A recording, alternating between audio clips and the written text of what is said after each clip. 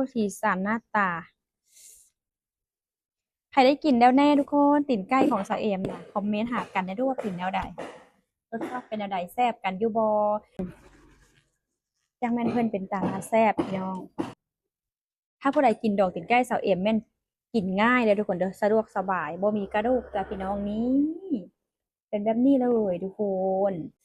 ใครอยากกินนะสั่งมาเลยทุกคนเด้อกล่องหนึ่ง60,000 กีบได้กินบันพุธนี้เลยทุกคนเด้อวันที่26มาสิมื้อโดนยังแซ่บกว่าเก่าอยู่บ่อืมแบบอืม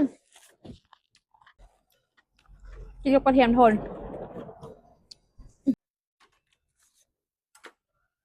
กระเทียมโทนกระปุกหนึ่ง79,000 กีบทุกคนสร้างเข้ามาได้จ้า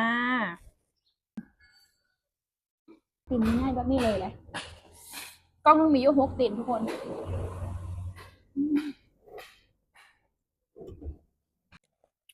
เขาเฮ็ดตามออเดอร์เลยทุกคนเด้อ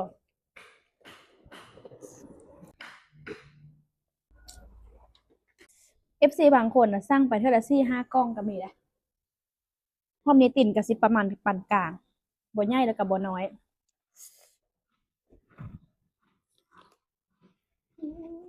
มื้ออื่นได้กินทุกคนฟังมื้อนี้ได้กินมื้ออื่นสามารถมาหาได้ตั้งแต่7 โมงเช้าเป็นต้นไปอืมหอบแบบนี้เขาเฮ็ดตั้ง100 ปลาย กล้องบ่พอกันมี FC อยู่ทางเสพลน่ะเพิ่นรับหิ้วเมืองเสพลคือกัน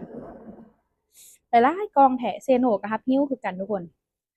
ถ้าอยากกินก็ทักหาเด้อ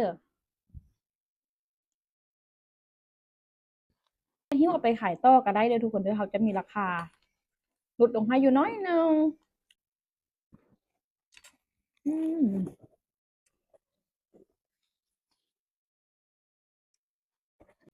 ลองเป็นใกล้เจ้าเอม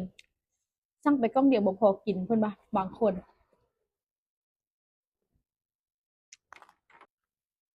ได้ญาติกันกินอยู่ว่าซั่นกินบ่เบื่อกินยามใดก็ยังแซ่บคือเก่า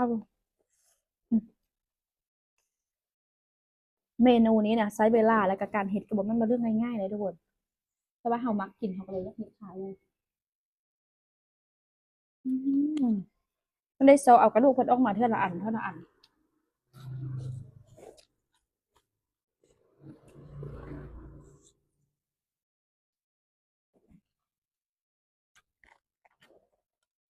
มีบางคนก็เว้าว่าอันเมนูนี้คือสิเฮ็ดยากเจ้าเอมคือขายถูกแท้เขาว่า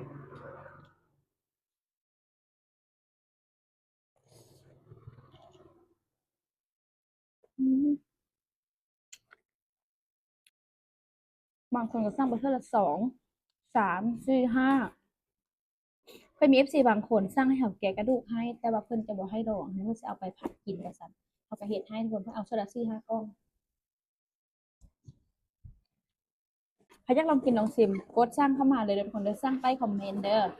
กล้องหนึ่ง60,000 กีบทุกคนได้กินมื้ออื่นตั้งแต่7 โมงเช้าเป็นต้นไปมาฮับได้เลยจ้าอืมใครที่เคยกินเนี่ยนะคอมเมนต์รสชาติหาเองไม่ได้รสชาติเป็นอะไรแซ่บบอหรือว่าควรปรับปรุงอหย่างต่างๆบอหรือว่าถ้าผู้ใดบ่เคยกินจักทื่อหั้นนะทุกคนอยากสร้างไปลองกินลองชิมเบิ่งกันได้เด้อทุกคนเด้อแต่ว่าเฮารู้สึกว่าถ้าผู้ใดสร้างไปกินรอบนึงแล้วนะมันต้องมีกลับมาเป็นรอบที่2ทุกคน